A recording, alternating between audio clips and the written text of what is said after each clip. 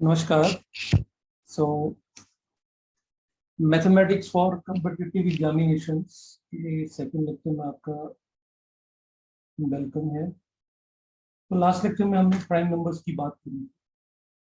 तो prime number जिसके पास exactly दो फैक्टर्स होने चाहिए, तो मैंने ये इनलिस्ट करा है जो 100 तक प्राइम नंबर है।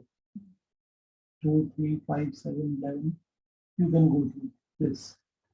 स्टूडेंट्स, इनको चेक करना इज नॉट ए मुश्किल है। तो ये हम चेक कर सकते हैं कि ये डिविजिबल है या नहीं है, इसके कोई फैक्टर है कि नहीं।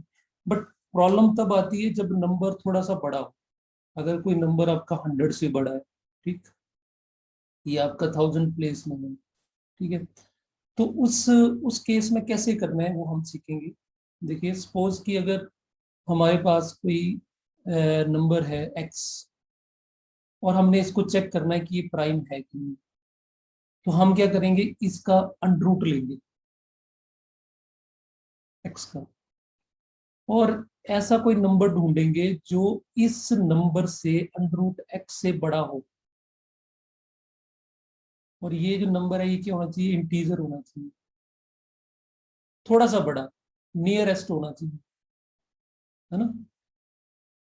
Got my point. फिर ये जो नंबर है, इससे नीचे जितने भी प्राइम होंगे उनसे डिवाइड करके चेक करना है। तो सारे से डिवाइड करने से बच गए ना। फिर मेरी बात समझ गए। आपने जो नंबर चेक करना है कि ये प्राइम है कि नहीं, उसको आपने उसका स्क्वायर रूट लेना है और फिर चेक करना है कि उसके स्क्वायर रूट के आसपास आगे का जो फर्स्ट प्राइम होगा वो लेना। मैं एग्जांपल से करके बताता हूँ, फिर आपको ज्यादा समझ आएगी ये चीज। जैसे सपोज करो मेरे को चेक करना है 165 प्राइम है कि नहीं, ठीक है। तो 165 का मैं स्क्वायर रूट लूंगा। तो आपको पता है कि इसका जो स्क्वायर रूट आएगा वो फ्रैक्शंस में आएगा, है ना।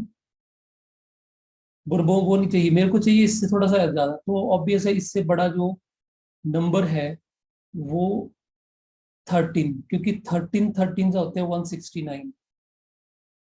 What my point.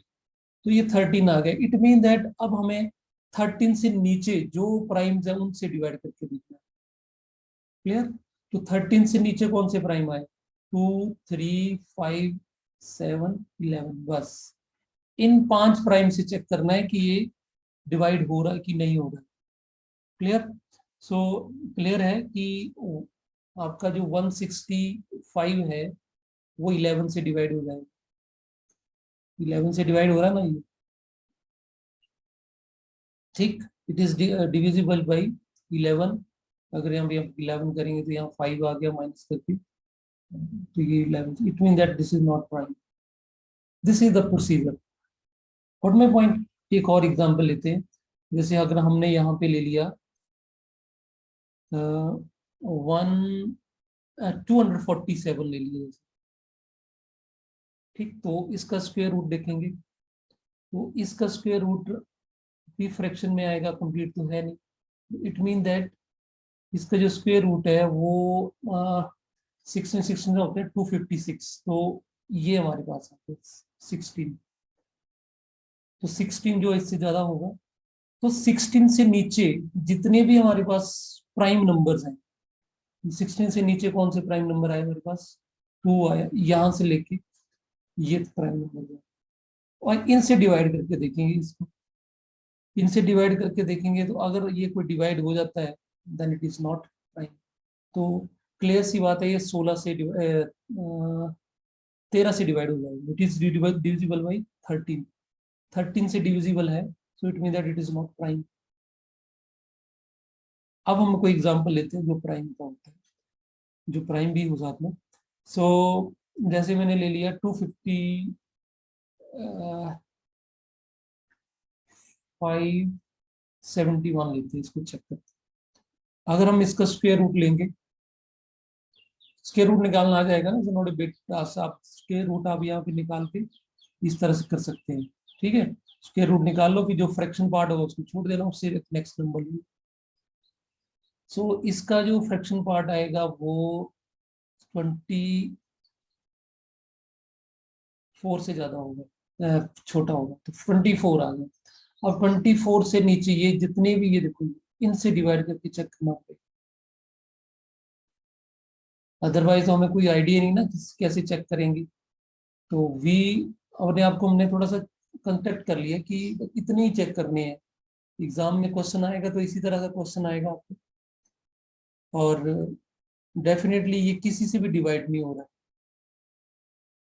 ये किसी से भी डिवाइड नहीं होगा। यू कैन चेक 571 ना तो 2 से, 3 से, 5 से, 7 से, 11 किससे भी डिवाइड नहीं होगा। It mean that 571 is prime. I hope कि आपको ये पता चल गया होगा how to check prime. So move next. So next is very common to you, that is division algorithm. सभी को पता है किसी नंबर को डिवाइड करते हैं तो इस फॉर्म में लिखा जाता है, ठीक। Divisor into quotient plus remainder, और रिमाइंडर जो होता है वो ऑलवेज डिवाइजर से कम होना चाहिए, या आपका वो रिमाइंडर 0 आ सकता है, ठीक। तो इसमें क्वेश्चन किस तरह से पूछा जाते हैं एग्जाम में? क्वेश्चन इस तरह से पूछा जाएगा, जैसे मैंने क्वेश्चन यहाँ पे लिख के रखा है, what least number must be added to this to get number exactly divisible by 180। तो इस तरह का अगर कोई क्वेश्चन आता है तो आपको कैसे करना है? आपको क्या करना है, 5204 को आपने डिवाइड करना है 180 से, और जब आप डिवाइड करोगे यू विल सी इसका जो रिमाइंडर आएगा दैट विल बी 164। तो इसका मतलब है कि इस नंबर से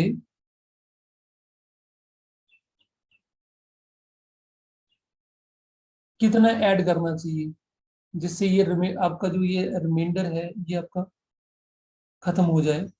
सो डेफिनेटली हम ये नंबर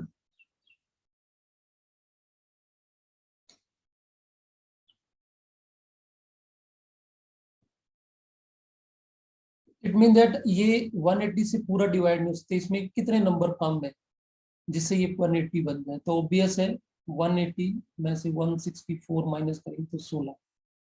इसका मतलब अगर हम 16 इसमें और होते, 16 इसमें अगर और होते तो ये पूरा पूरा डिवाइड हो जाता। Got my point? तो इट मीन दैट इसका आंसर कितना आएगा 16। अगर हम 16 इस नंबर में डिवाइड ऐड करते हैं, ठीक, 16 अगर इस नंबर में हम ऐड करते हैं तो ये नंबर पूरा का पूरा डिवाइड हो जाएगा 180 से। तो इस तरह के क्वेश्चन आपने चेक करने हैं। ये जब डिवाइड कर रहे हैं इसका मतलब ये जो आपका क्वोशिएंट डिवाइजर है वो रिमाइंडर से बड़ा है ना। हमें चाहिए कि ये पूरा पूरा कट जाए, तो ये 0 कब बनेगा? 0 जब बनेगा जब यहाँ पे 164 की जगह 180 आता है ना। 180 तभी बनेगा जब इसमें 16 और होते। तो इस तरह से आप जस्ट इसको रिमाइंडर को माइनस कर दो डिवाइजर से, डिवाइजर में से, डिवाइजर से माइनस करके आपको नंबर मिल जाएगा। तो इस टाइप का क्वेश्चन अगर आप एग्जाम में आते तो आपको ये टेक्निक यूज करनी है। नेक्स्ट आपके पास देखो एग्जाम में आपको डिवीजन तो सभी को आता है कि हमें तो डिवीजन आता है, बट जब कम्पिटिटिव एग्जाम होता है उसमें सबसे इंपॉर्टेंट होता है टाइम, टाइम मैनेजमेंट। आपको फ्रैक्शन ऑफ सेकंड्स में आंसर देना होता है जिससे आप दूसरों से कम्पीट कर पाए। तो डिविजिबिलिटी बाई नंबर अगर आपको क्वेश्चन आता है चेक करना है कि डिविजिबल है कि नहीं है, तो आपने याद रखना है कि जो नंबर 2 से तभी डिवाइड होगा अगर उसके यूनिट प्लेस पे, नंबर के यूनिट प्लेस पे क्या आना चाहिए, या 0 हो, या 2 हो, 4 हो, 6 हो, या 8 हो। जब भी किसी भी नंबर के यूनिट प्लेस पे अगर कोई नंबर आएगा जिसके नीचे ये यूनिट प्लेस पे ये नंबर होंगे तो वो पक्का डिविजिबल होगा। डिवाइड करने की जरूरत ही नहीं है। जैसे हमारे पास अगर ये नंबर आ गया, अगर आपको पूछा जाए 2 से डिवाइड है कि नहीं, तो विद इन सेकेंड आप बोल सकते हैं इससे डिविजिबल है, डिवाइड करने नहीं लगता इसके लिए, ठीक। अगर मैं यहाँ पे 1 की जगह वन वन कर देता हूँ, मैं पूछूं कि डिविजिबल बाई 1 है बट 2 है, स्ट्रेट फॉरवर्ड नहीं होगा बिकॉज इसके यूनिट प्लेस पे 1 है, ठीक। So next is divisibility by 5। तो 5 से डिविजिबल कब होगा?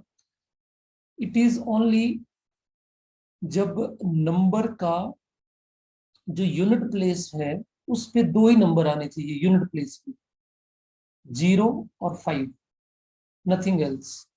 कोई नंबर है, अगर मैं लिखता हूँ 570, तो क्या ये डिविजिबल होगा 5 से? यस होगा, क्योंकि लास्ट में 5 0। या 565 लिखता हूँ, यस ये डिवाइड होगा। लेकिन 578 लिख देता हूँ तो स्ट्रेट फॉरवर्ड की डिविजिबल नहीं। Got it? So keep in mind कि 5 से डिविजिबिलिटी कैसे होती है। Next is divisible by 3।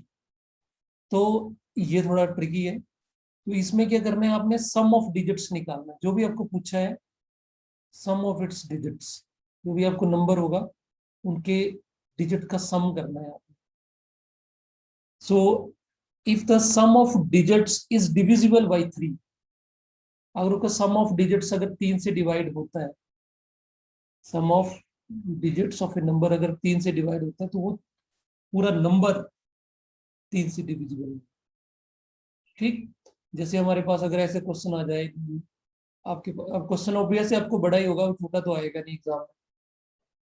अगर आपको चेक करना है, एग्जामिनर है, तो आपको इस तरह से चेक करेगा कि इसको डिवाइड बताओ, ये 3 से डिवाइड होगा कि नहीं। इट इज बिग नंबर, आप कम से कम 1 मिनट इसमें खत्म हो जाए। तो अगर आप थोड़ा ट्रिक लगाएं, तो अगर आप इनके डिजिट्स को ऐड करें, इनके डिजिट्स को अगर ऐड करें, तो डिजिट ऐड करना कोई बहुत बड़ी बात नहीं है, आई थिंक एकदम आपका ऐड कर सकते हैं। और इसका डिजिट का सम आप चेक करो तो ये 33 आ रहा है। 33 3 से डिवाइड होता है, it mean that it is divisible by 3। ठीक, नेक्स्ट इज डिविजिबिलिटी बाई 9। सो अगर अगर यहाँ पे कोई नंबर एक और होता है, जैसे जिसमें मैंने काउंटर एग्जांपल नहीं लिया, अगर यहाँ पे ऑब्वियस है मैं 1 कर देता हूँ, तो डेफिनेटली यहाँ पे जो डिजिट सम होगा वो 34 आ जाएगा। फिर ये 3 से डिवाइड नहीं होगा, है ना? I think you got this point. So now the next is divisibility 9। इसमें भी आपने सम ऑफ डिजिट्स करना होगा।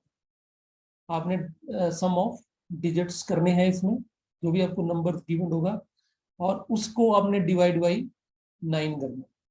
तो for example, example is very very important. जब तक मैं आपको करके नहीं बताऊंगा तो कंसेप्ट समझ नहीं आता है। तो आपने भी कोशिश करनी है कि एग्जाम्पल्स के करें। तो इनके डिजिट का अगर सम करें, इनके डिजिट्स का अगर हम सम करें, तो डेफिनेटली जो सम है वो हमारे पास सम आएगा इसका 36। और 36 9 से डिवाइड होता है, तो it mean that it is divisible by 9। ठीक, अगर यहाँ पे 1 कर देता है इसको, तो डेफिनेटली यहाँ पे 1 आएगा। ठीक है, जैसे यहाँ पे 1 करा था, तो यहाँ पे एक बढ़ जाएगा, है ना? 36 था 37 हो जाएगा, तो अब it is not divisible by 9। तो ये जो नंबर डिजिट्स हैं नंबर के, उनको ही चेक करके हम पता लगा सकते हैं कि वो डिविजिबल होगा कि नहीं होगा।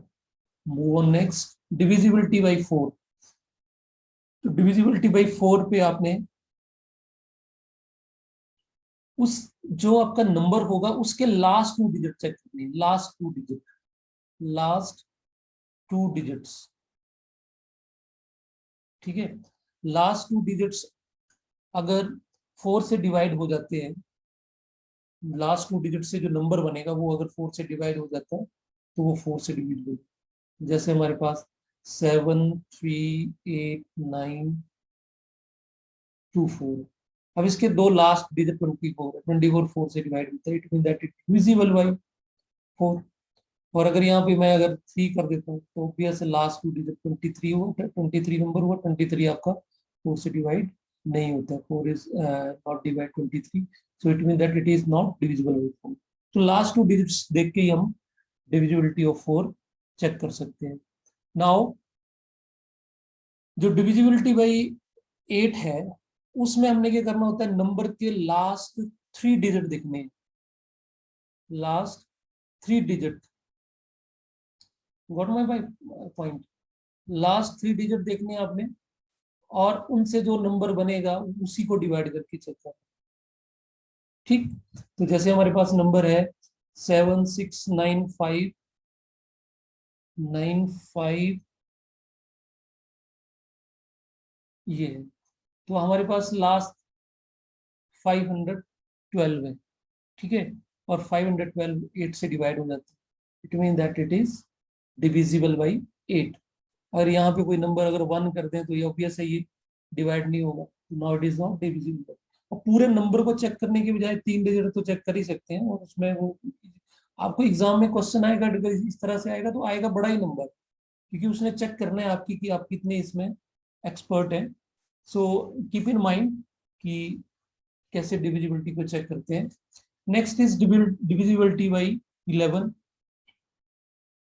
अब इसमें बड़ा ट्रिकी है, देखो 11 वाले में क्या करना है आपने कि आपने नंबर लिखना है, और नंबर के जो आपके ऑड प्लेसेस पे आएंगे नंबर, और जो डिजिट्स और जो इवन प्लेस पे डिजिट्स आएंगे उनका डिफरेंस फाइंड आउट करना।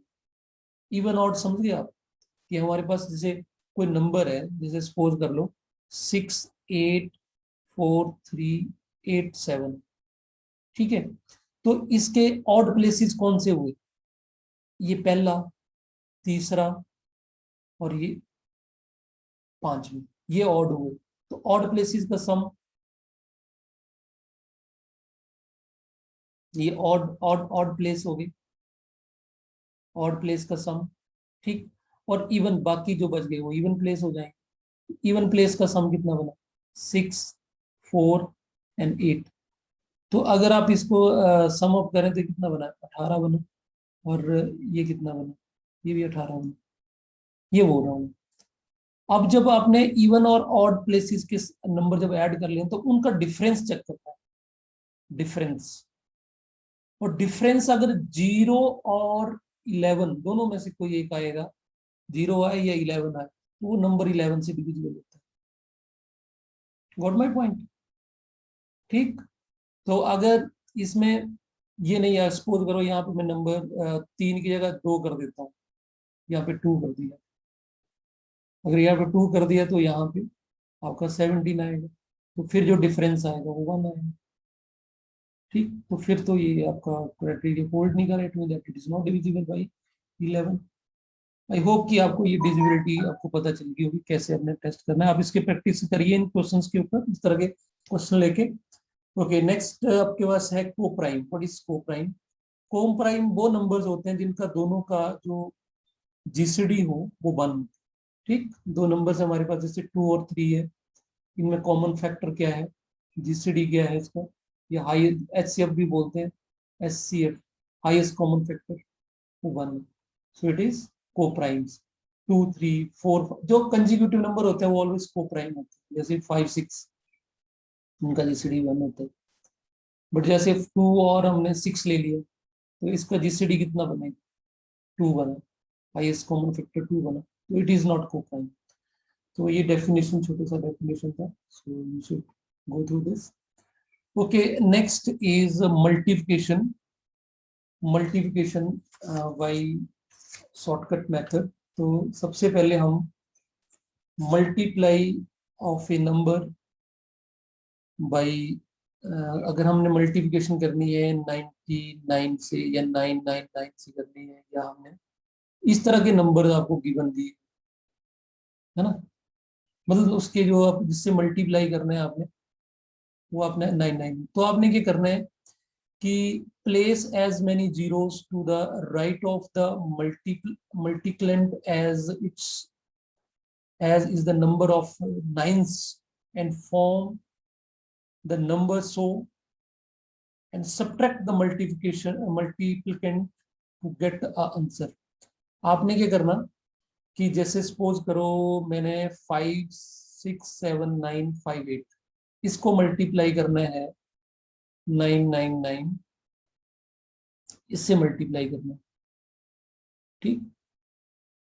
अब इसको मल्टीप्लाई करना तो क्या बोला मैंने कि अपने काउंट कर लेना जीरो कितनी, नाइन कितने, 1 2 3 4 5, आपने यहाँ पे 5 जीरो लगा दिए, 1 2 3 4 5, और इसमें से माइनस कर देना इस नंबर को, जो ये आपका नंबर है ये, ठीक है। तो क्या आएगा 5 6 7 9 5 8, इसको सब्ट्रैक्ट करो, और जो भी आपके पास नंबर आएगा दैट विल बी ये आएगा आफ्टर मल्टीप्लिकेशन।